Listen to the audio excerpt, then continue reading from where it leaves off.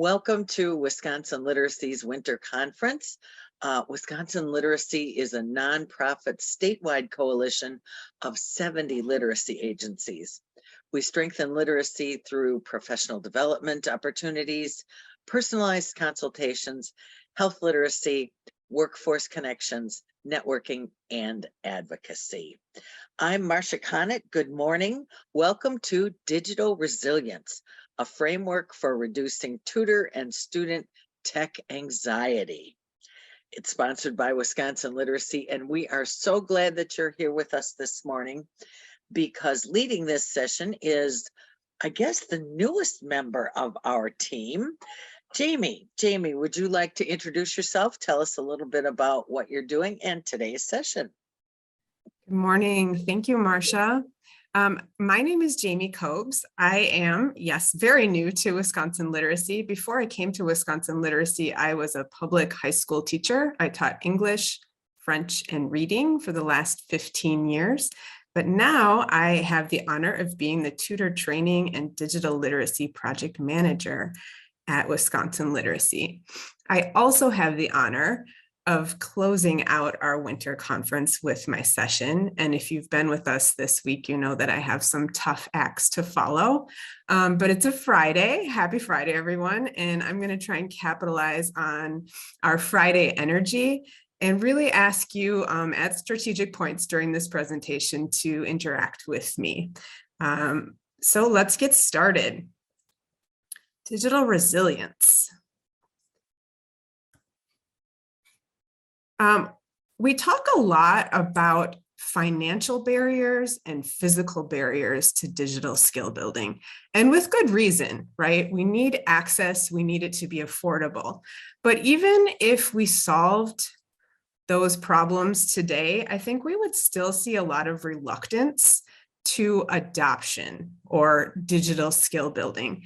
And that reluctance a lot of times comes from emotional barriers. So I'd like us to get started in the chat today, and I'm hoping you can help offer some ideas. When we observe people who are hesitant to teach digital skills or to build their own digital skills, what is that emotion about? What is the story they're telling themselves? Go ahead and put those ideas in the chat. Technology is unpredictable. Fear, and thank you for being really specific, fear of messing something up. I'm too old to learn technology. I will never be able to do this and I won't be able to now. The fear of unknown, not having used the tech before. Weak in tech skills. Keep them coming, these are great. Name those emotions, tell me, what is that about? What are our emotional barriers to digital skill building? Anxiety, embarrassed that I don't know what I should teach or that I don't know what I should about tech. Overwhelming. All right, thank you for naming those emotions and being vulnerable.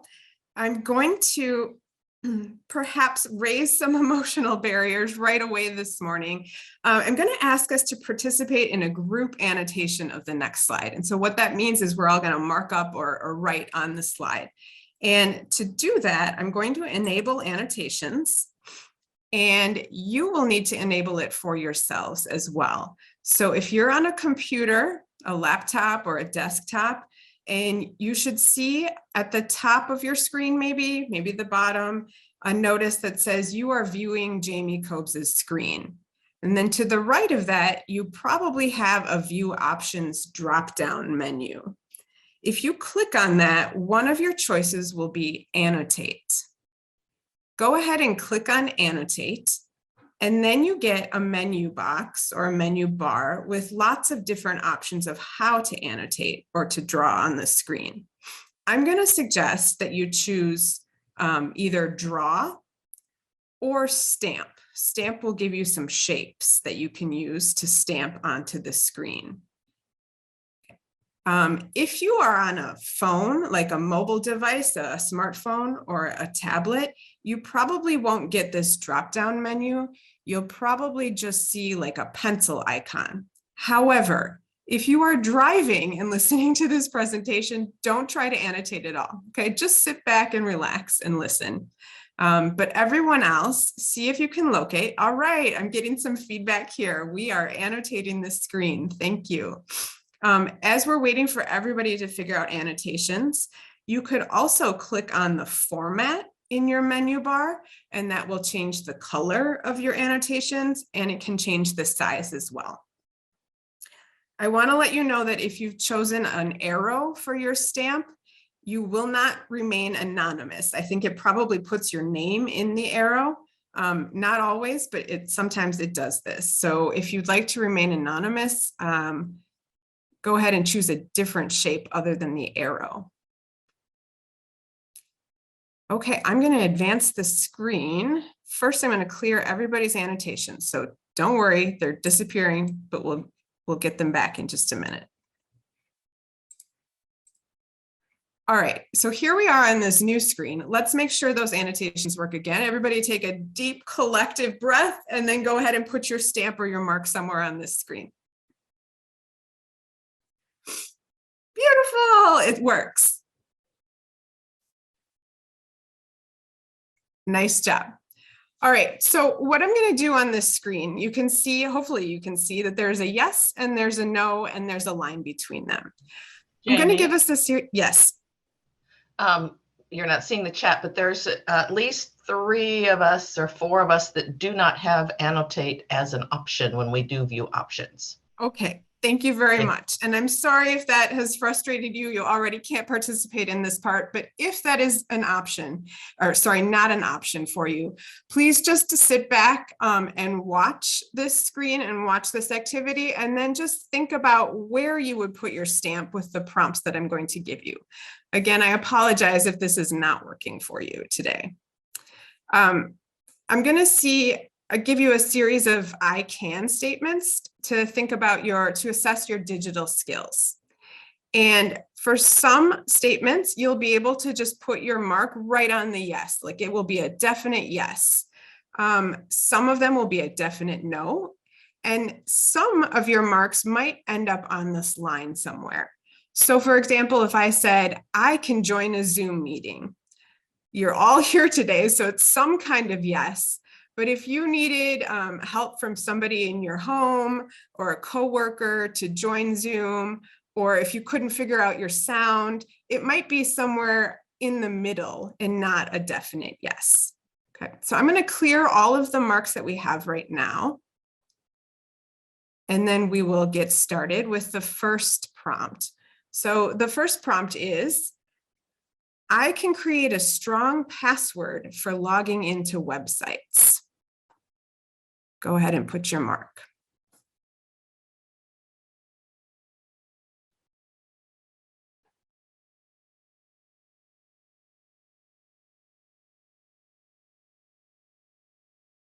All right. Thank you. I'm going to clear those and on to the next statement. I can download an app onto my phone or tablet.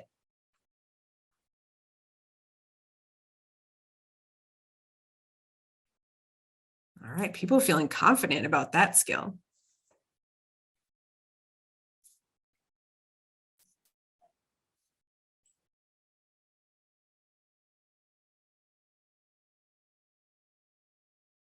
All right, I'm going to clear this one. On to the next prompt. I can take a screenshot with my phone or computer.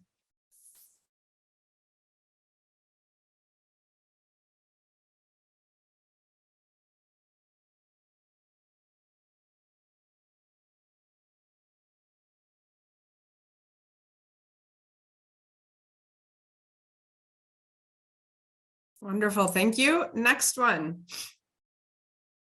I can name and organize my computer files so that I can easily find them again.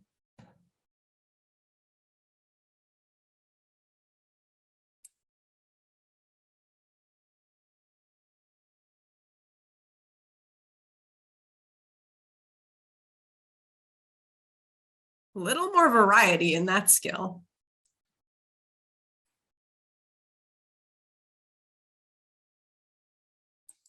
Okay. Another prompt. I can sort and filter data on a spreadsheet.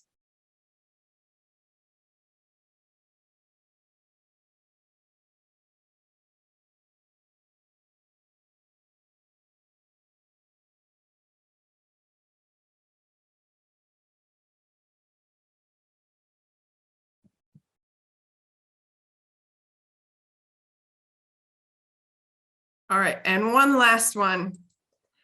I can edit a video, meaning trim parts off or scrub the audio.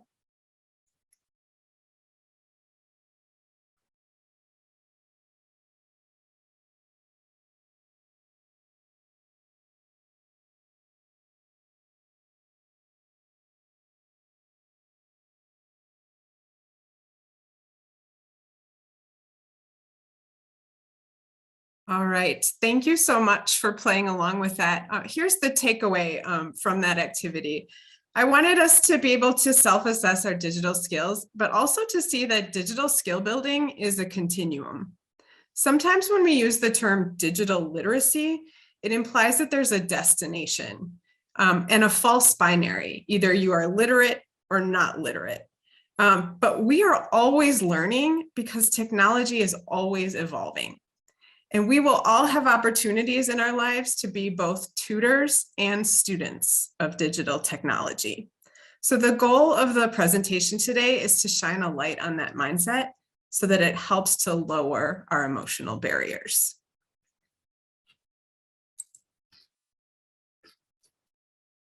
So we've still got some annotations here. I'm going to clear those. All right. Before I get into the nitty-gritty definition of digital resilience, I want to give you a personal example to illustrate it for you. So when I was little, my brother and I would get up really early and watch cartoons. But if it was too loud, my parents got really upset because it woke them up. So I would have to keep one ear on the TV and the cartoons and one ear listening for the creaks in the floors to see if my parents were waking up. And when I heard that, I would need to quickly turn down the volume. How did I do that? I learned this great skill called the mute button. And then as I grew up and I was introduced to more and more advanced technology, I found that that skill transferred.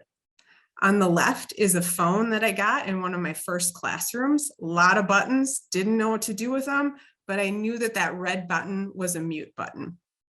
Technology kept evolving, and there was a mute button on my new smartphone. And then the pandemic hit, and Zoom was an essential skill for me as a teacher. It was a lot to learn in a very quick time, but I knew that I could use the mute button. Okay? And that gave me a sense of confidence that that skill was transferring. Fast forward to today, and I've been asked to also use Google Meet and Microsoft Teams. And I'm not super familiar with them, but I know that technology should be somewhat intuitive. And I know to look for a mute button. That's a skill that I can transfer. And because of that, I have slightly more confidence when I try to use these new platforms.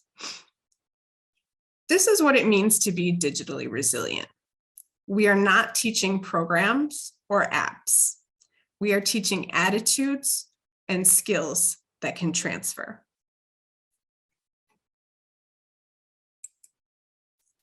So digital resilience is an old term with a new meaning. Corporations have used the word digital resilience to describe their ability to bounce back from a cybersecurity threat. But the definition that I'm going to use today comes from Digital US Coalition.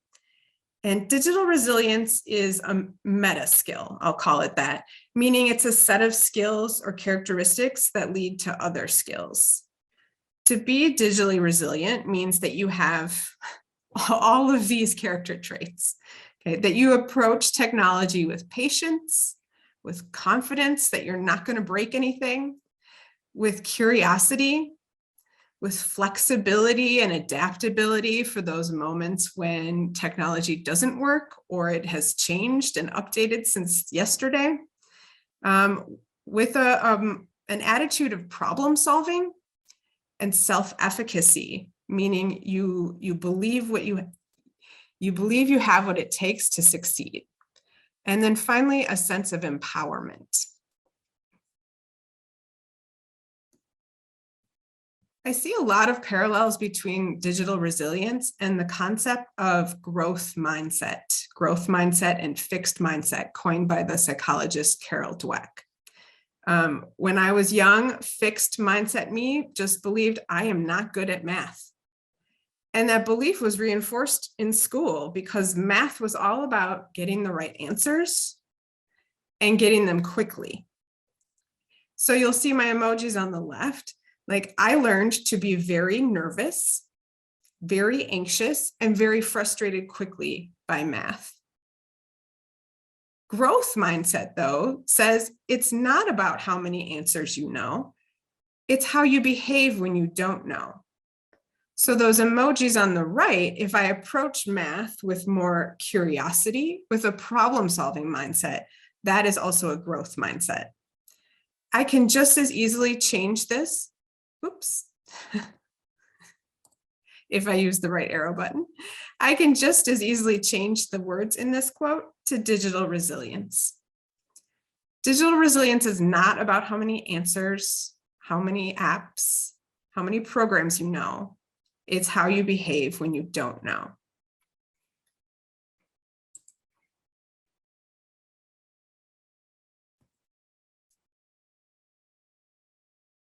And put one last way, technology is created by people, for people, in theory, to make something in our lives easier.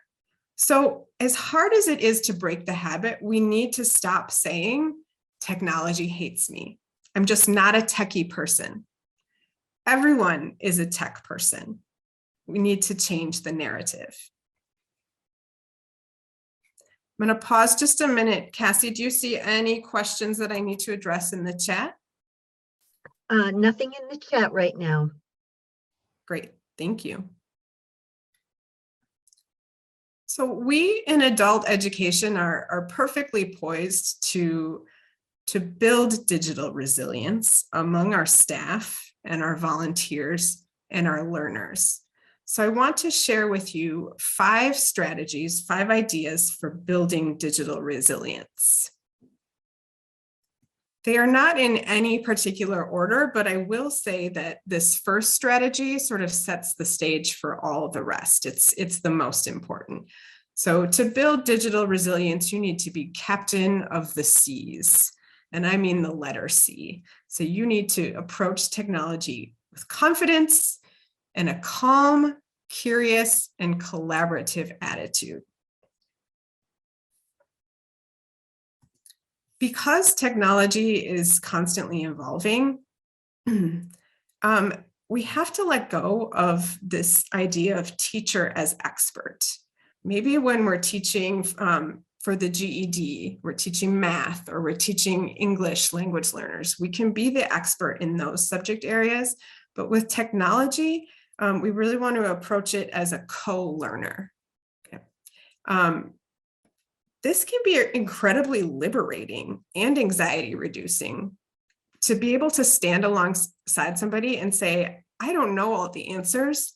I'm learning right along with you. And often one of the prompts that I use for this, it sounds a lot like, what happens if? Okay. And it shows this air of confidence that you're not going to break it. We can be kind of playful with this. What happens if I push this button? Or what happens if I do this? And finally, if you are in that instructional position, you want to make sure that you plan time for exploration to create this confidence and to create that independence. We have about 20 members at Wisconsin Literacy that are piloting North Star Digital Literacy curriculum. And one of the things that I love about North Star Digital Literacy teacher lessons is that each lesson has a section in it called Pair Explore, where there is this intentional time for people to just explore technology. And so you can see here on the screen an example from a lesson about email. And together, the learners are logging in, composing an email, typing a subject line. And then I love 5 and 6. I love the playfulness about it. Click send, and then it's like a mystery. Did they receive the email? This intentional time for exploration is particularly good too when you're teaching English language learners, because it gives them time to build the language around their digital skills.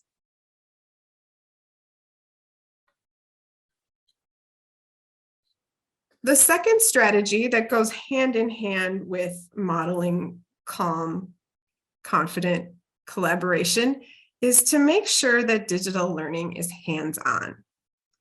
This correlates to what we know about adult learning. Adults seek opportunities for immediate application, and we learn by doing. I made sure to include this picture to remind me to share my personal example.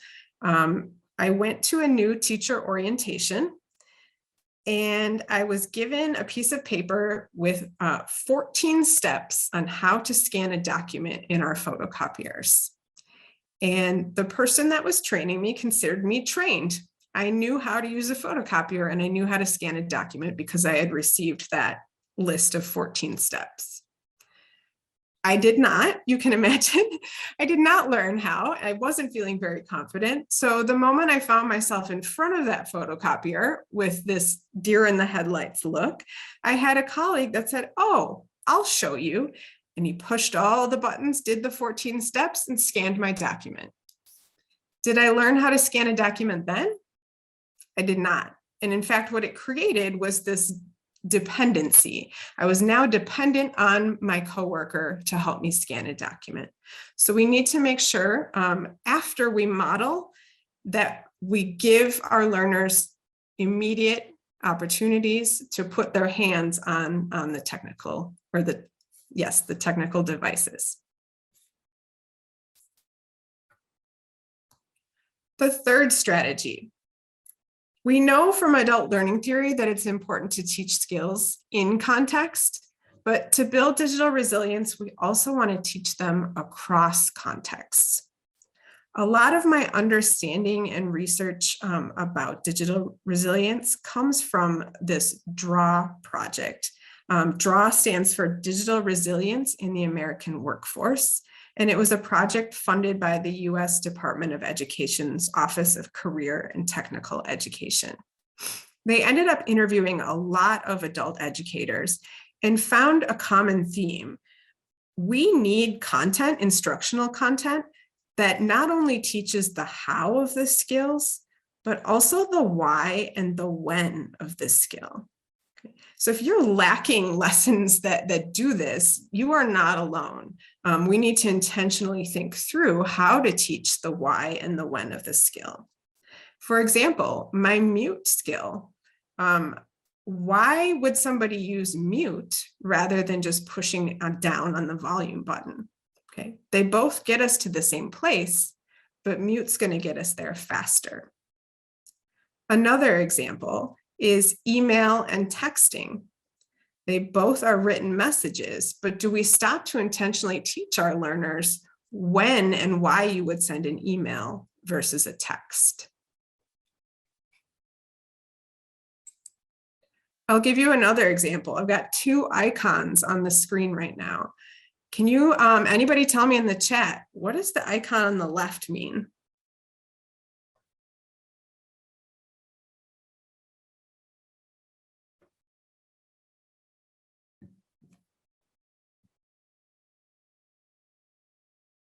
Yes, I see. One person says menu. Sometimes it's called a hamburger menu because we've got that bun, hamburger bun. It is a menu. What about the icon on the right?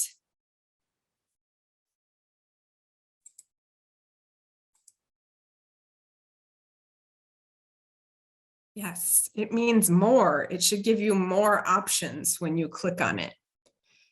So this strategy to build digital resilience is also about teaching how things transfer across context and across devices.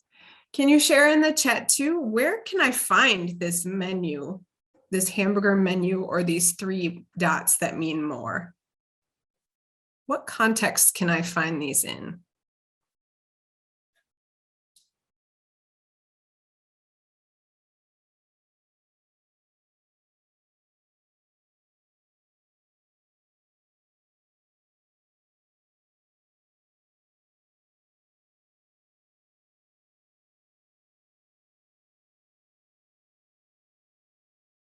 Yeah, you know it, lots of places. On an internet browser, on apps, at the top of a website, we get that menu bar. Anybody seeing them in the Zoom chat box today or your Zoom toolbar?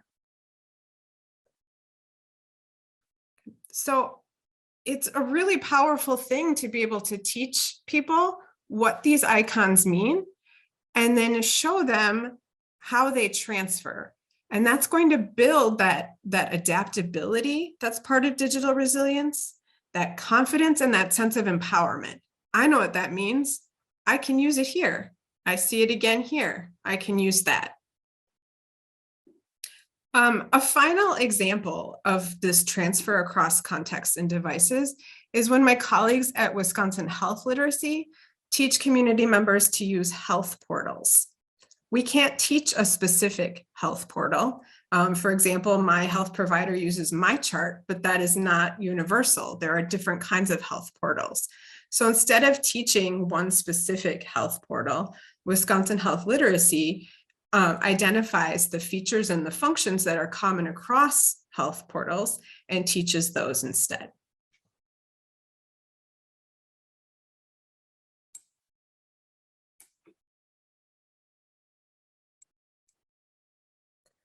The 4th strategy is to teach problem solving.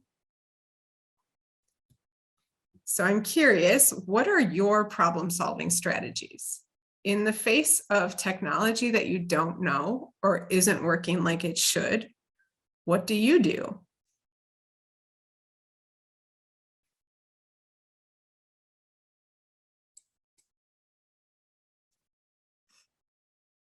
That's a great idea. Google the exact error message. Search on Google. Click the help button. FAQs, frequently asked questions. That's a good place to go. Yes, we all need to be, we all need to turn it off and then turn it back on again.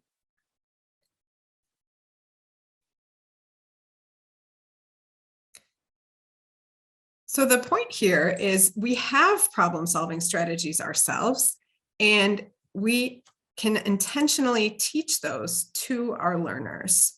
I wanted to show you here, GCF Global has a lesson specifically about searching for videos on YouTube. They also have lessons about searching for Google.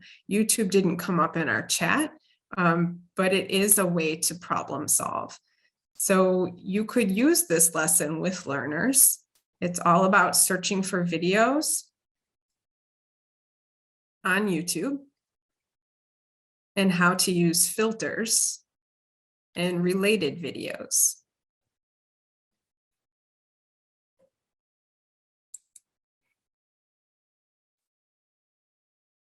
Oh geez, all the way to the beginning of the presentation.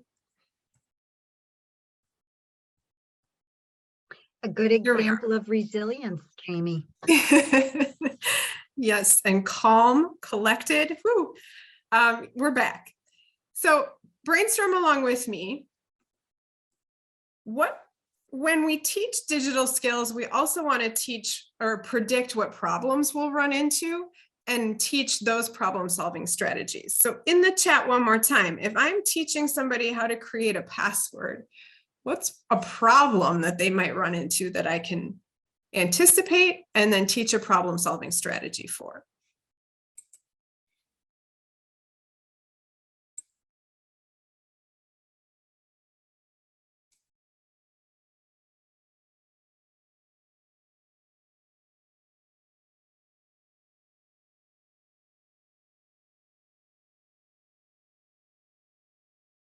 So when you get that notification that it's not meeting the minimum standards, that you have to use a letter and a number.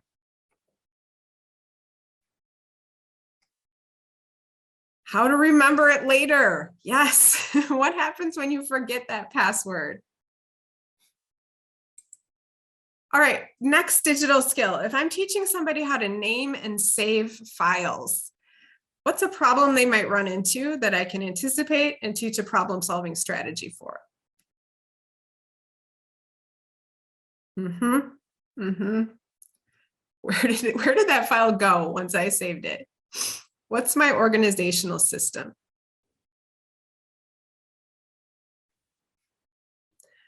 Last one. If I'm teaching somebody how to send and receive email, what are some problems they could run into that I can anticipate and then teach a problem-solving strategy for?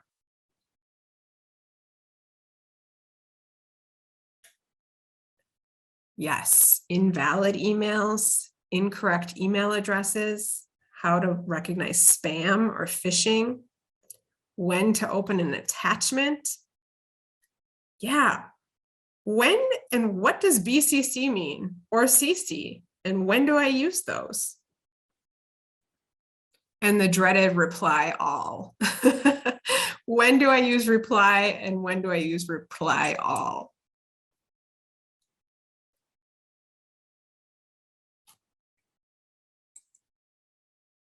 I like to sometimes use prompts to help me make sure that I'm using these strategies. And there is a published guide called Promoting Digital Literacy for Adult Learners that was put out by Digital Promise and the Barbara Bush Foundation for Family Literacy. In it is lots of useful prompts that fall under this problem-solving strategy. So it could sound like this. What else could you try? Do you see anything here that might help solve this problem? What if you were to try blank? Do you think that strategy could help here? Try for this many minutes, and if you still need help, I'll come back. Our last strategy for building digital resilience is to remember to celebrate success. Okay, tiny success, big success, and everywhere in between. If you reflect often on the journey and how far you've come, that's going to build that self-efficacy or the belief that you have what it takes to meet your goals. I often need prompts for this, especially if you ask my children, they will tell you that I'm not quick to give praise. So here's what that could sound like when you're celebrating. I've noticed you're now able to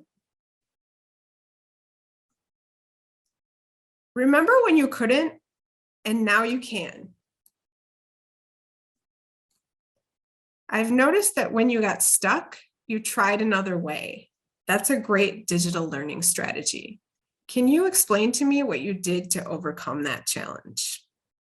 And that last one, again, is particularly useful with English language learners because not only are you celebrating success with them, you are also encouraging them to build language around their digital skills.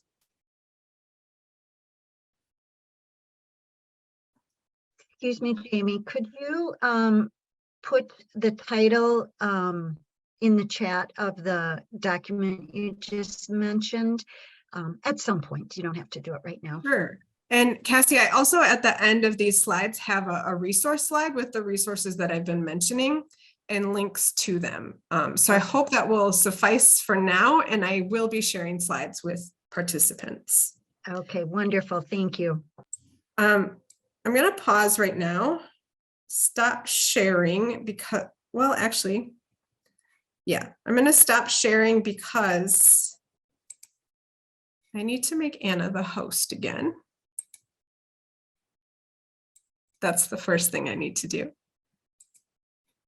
And then I'm going to show you all a video that I think illustrates digital resilience really well. It's also going to give us some much needed comic relief because it is grandparents teaching their grandchildren old, outdated technology. It also happens to be a commercial for a cell service provider, so I feel compelled to say that Wisconsin Literacy does not necessarily endorse this provider.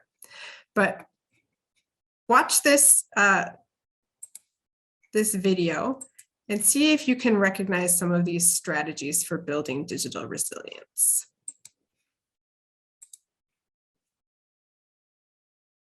I'm going to have to optimize for video.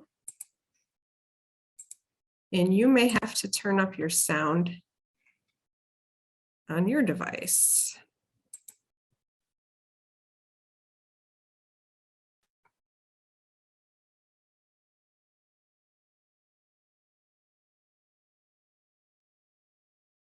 Can everyone still hear me? I can hear you, yes. Okay, I just got a fun notification that said Zoom quit unexpectedly. Yes, we can see that. Oh my goodness. But we're all still here. Perfect. We're all still here.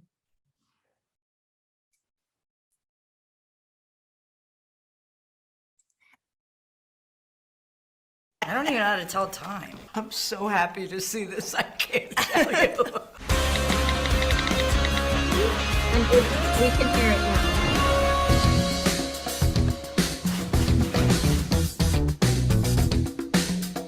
Oh yeah, I would definitely consider myself a tech-savvy person. I'm tech challenged.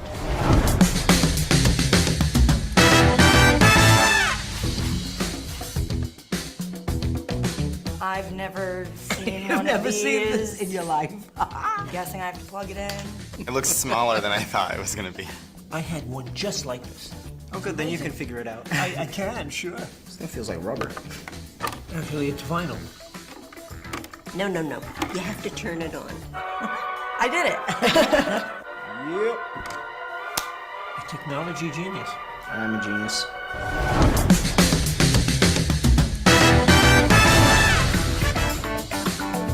No, I don't know what this is. You don't watch old movies? I went the wrong way. No pressing, turning. You need your finger in the hole.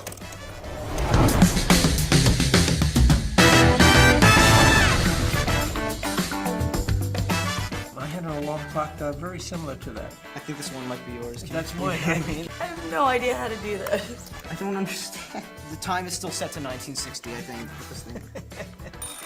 I did it.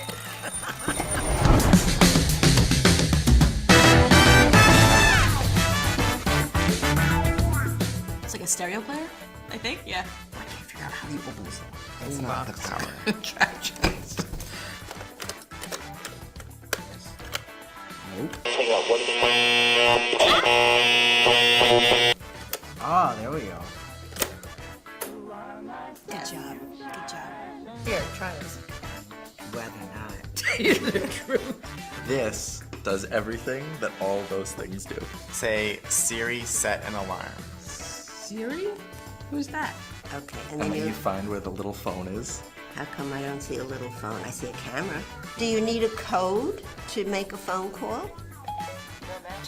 What do you mean? She doesn't like you. Who are you? It's like you have to press so many things to try and figure out even how to dial a number, where it's a rotary phone, the numbers are right there.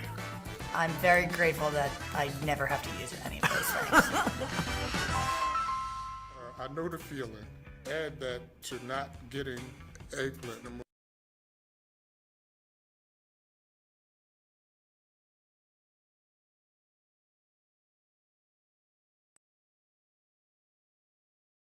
All right. Check the chat, make sure I haven't missed anything. Okay, so I love this video. I love that role reversal, just to prove that we all have something to learn. And I think it models digital resilience really well, because there's plenty of confident, curious, hands-on learning. Nobody's worried that they're going to break anything, and there's tons of celebrating. Right. And in the end, we get the idea that skills transfer. And if we start with what learners know, we can help them transfer. So that smartphone, it does everything that all of these devices do.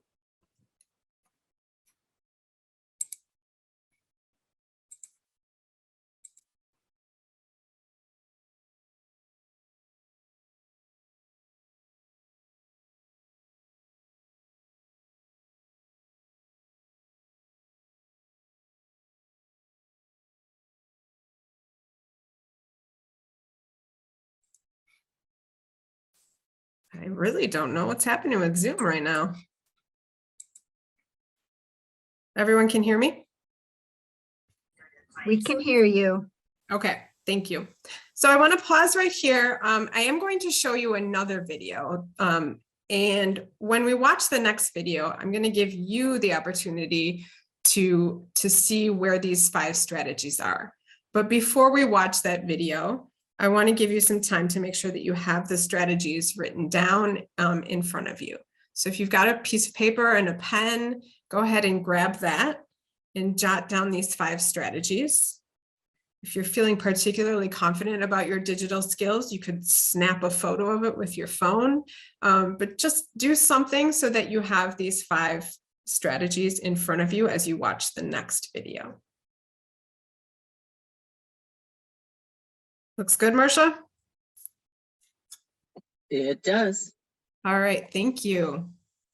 All right, so the next video I want to show you is perhaps a more conventional tutor-student scenario. You'll see a tutor and she's teaching her student a computer skill. So as you're watching, see where you can see these strategies 1 through 5, but I will tell you that it's not a perfect example. Okay, so you might notice that she's not using some of these strategies and you might be able to say what she could do better. Let me know how this works. Practice changing the size. That's good. Here, I want you to select. I'll show you select. You start here in the beginning, you press the button, and you push all the way to the bottom. You selected everything. I'll show you again. You start here, you press the button, press, and go all the way down here. All the way more. Right to here. Good. Perfect. Come on. This is called select. Select. Now we're going to make changes. It's big, but I want bigger. The size is here. 26. Let's change. Click the little arrow to change the size.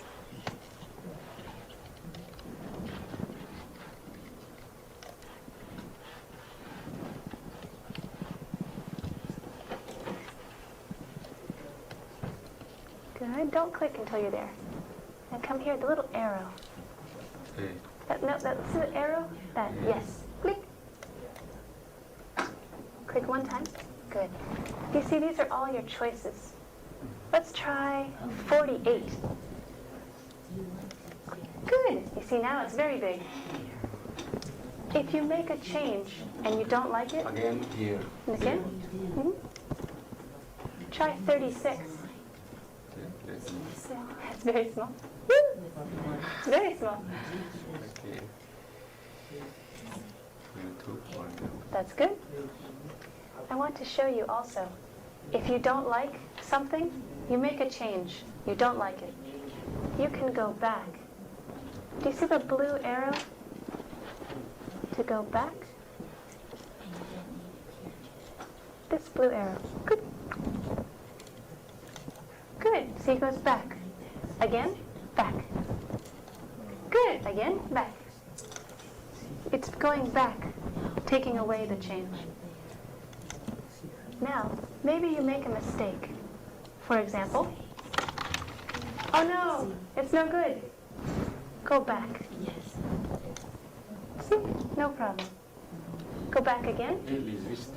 Go back again. Now it has BL. Now, so it is not correct. There you go.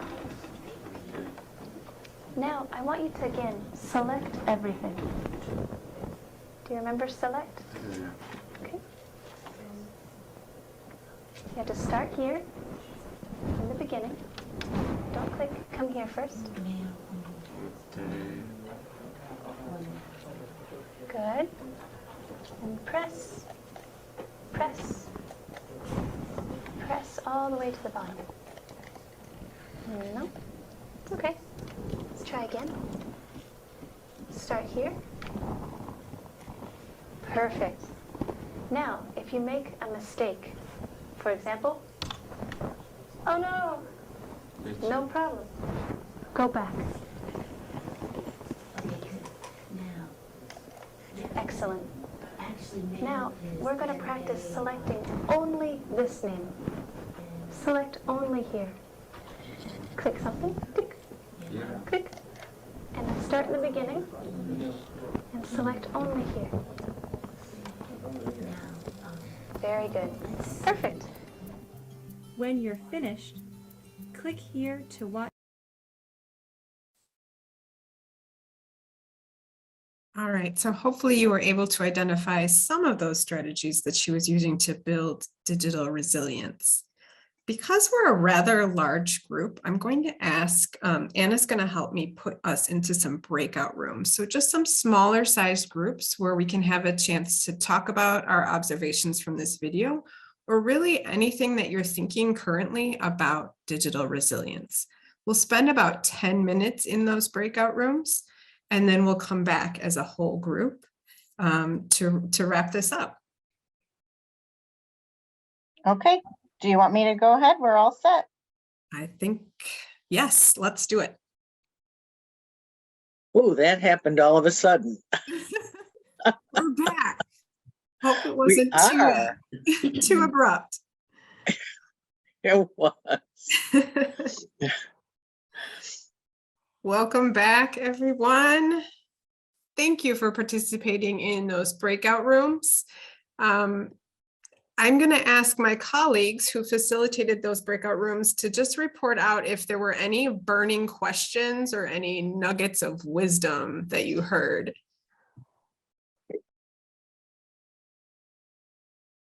I can say in our group, first of all, there were kudos to you for modeling digital resilience.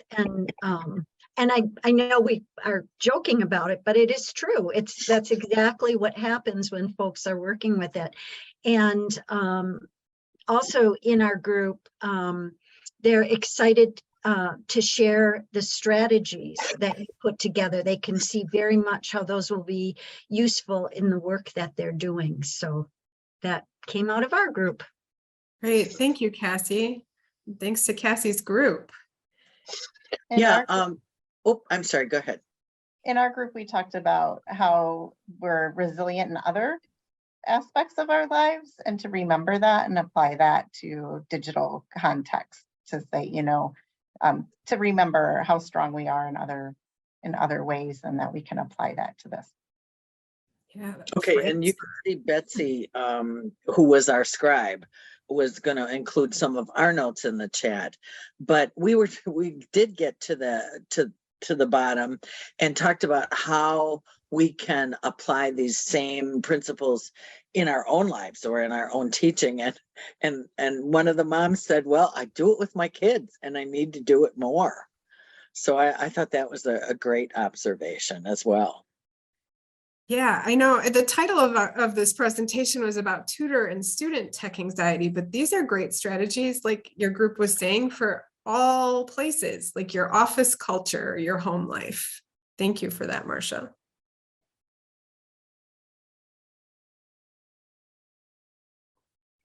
And in our group, we touched on kind of the same things everybody else was touching on already, kind of the being able to incorporate this in the skills and the tips. And then we also talked a little bit about just the video itself when we were talking about, it was a good reminder of pacing, and when you're teaching and going through the repetitive actions. We did have a comment, just what would we do differently, and if there was space to sit beside the learner rather than over their shoulder, just some of those technical pieces that we thought would make it more comfortable. But we pulled in that kind of those comments too, and on the video. But yeah, those were some of the highlights, but the other ones you kind of mentioned. Thank you. And chime in, my group, if there's anything you guys want to add in or comment that I missed. That's something that we also talked about in my group, that this is not a great illustration, this video, of co-learning and being able to say, I'm learning along with you. I'm not the expert in this. And she was clearly the expert. So I'm not saying that she needs to pretend that, But yeah, that idea of minimizing the physical space and just making sure that you're on the same level as your student can go a long way. Any other comments or ideas that came out of breakout rooms? She was so calm. And so I think, you know, if you find yourself in this situation where you aren't doing the collaborative learning or where you are the expert, I think just the fact that she brought that with her, that I think would help a learner feel comfortable in that situation. I agree. And another thing that came out of my room too is just that idea of how patient she was. Like, it's so easy to just be like, give me that mouse, I'll do it for you. And she really waited so long for him to be able to put his cursor on that drop-down menu. So we got that hands-on practice for the learner. All right, in the chat, somebody did request a link to that source that I mentioned. This is the source where I found a lot of those helpful prompts. So there's a link there. And I think unless there are any other questions, we can start wrapping this up.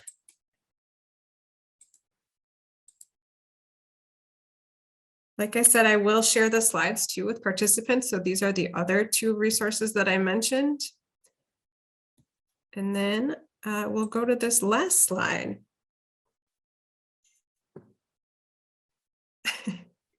Jamie, Bex has her hand raised.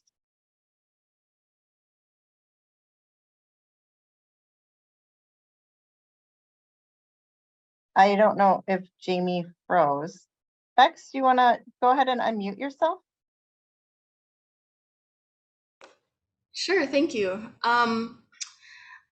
My question is about where you want to build these digital literacy skills in a Zoom classroom or times when you're not physically beside the learner or student. If you have any tips for that, I feel like the examples you shared and examples I could think of were kind of best case scenario when you're side by side. But you know, in a Zoom class, we might not have that. So is it just best to teach these in person, or do you have any tips for that context? I have to apologize. I don't know if anybody noticed that I got dropped from this call. And I just came back. So Bex, I heard the tail end. It sounded like you were asking that these strategies seem really effective, probably in person, but maybe not necessarily on Zoom. Did I get the gist of it? Yeah, or just do you have any tips for applying some of these strategies in a context like where you're both on Zoom, or you know, another case where you're not side by side with the learner?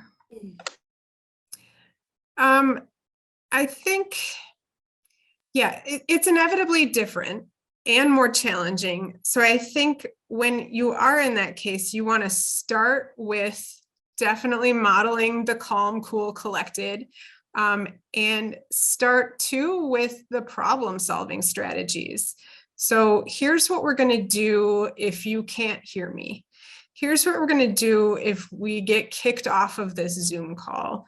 And really start with those so that you're making sure that that experience eventually can be a positive one. I'd love to hear anybody else's ideas too for digital resilience via Zoom. Jamie, I would add to allow more, just allow time. Yeah.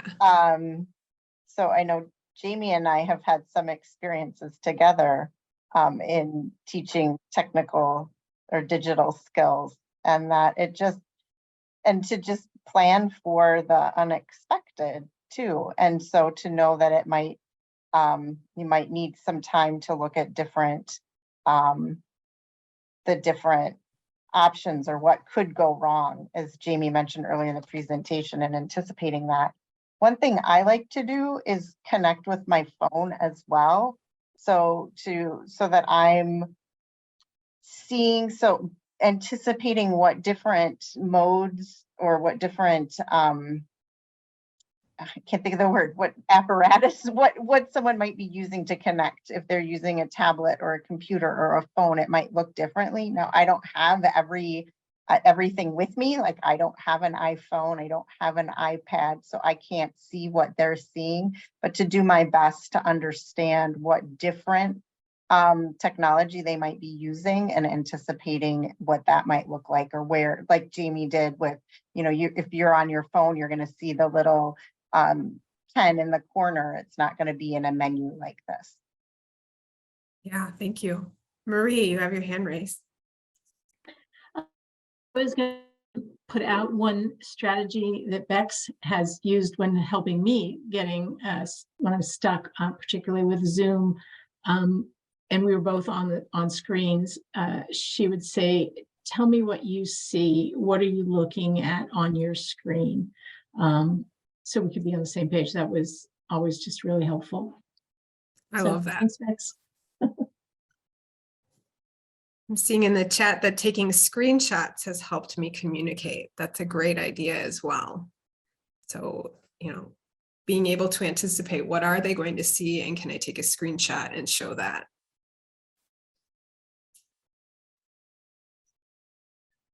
I can share what we have done with some learners where we've been on either WhatsApp or FaceTime as we're on Zoom so that they can show a screen and we can walk through it. So we had to be a little creative and maybe over digitalized our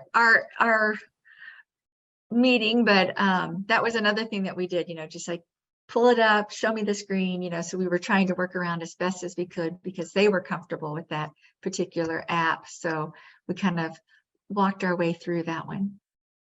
That's great. Thank you, Shannon. Any other comments or questions?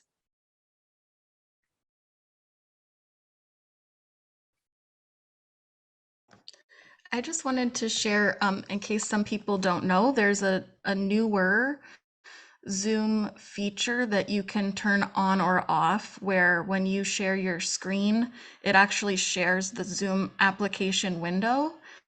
So like when I was first helping people with Zoom, when you share your screen, they don't see the Zoom functions, right? They don't see the Zoom menu.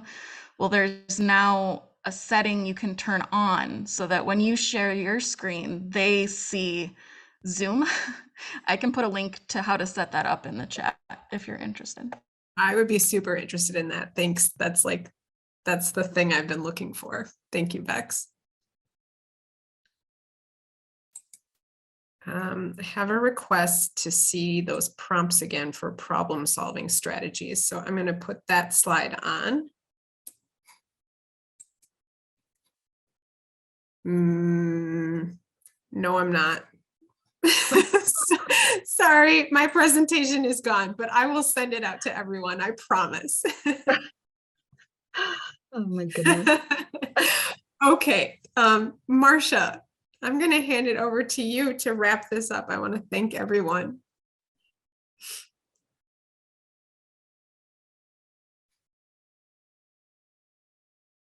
Well, it would help if I unmuted. So there we go.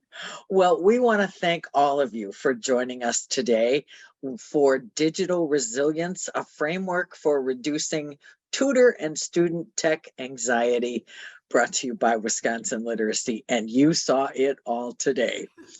This was our final session for the winter virtual conference, and we hope that you've enjoyed all the sessions that you were able to attend. At the close of this, you'll be receiving a survey. Please take it only takes a moment to fill it out. Please do that because it helps us provide you with the kind of professional development that you want and need. And also, please join us for the Big Share coming up on Tuesday, March 7th. It's a fun day of virtual events and online giving that allows Wisconsin Literacy to offer this type of programming. So you can go to the link in the chat, look at it there. You can go to our website, find more information there. So again, thank you so much for being with us. Jamie, thank you, thank you, thank you. You were a model of digital resilience, and we sure appreciated it. Hopefully we'll talk to you all again soon. Thanks much. Bye Have now. a great weekend, everyone.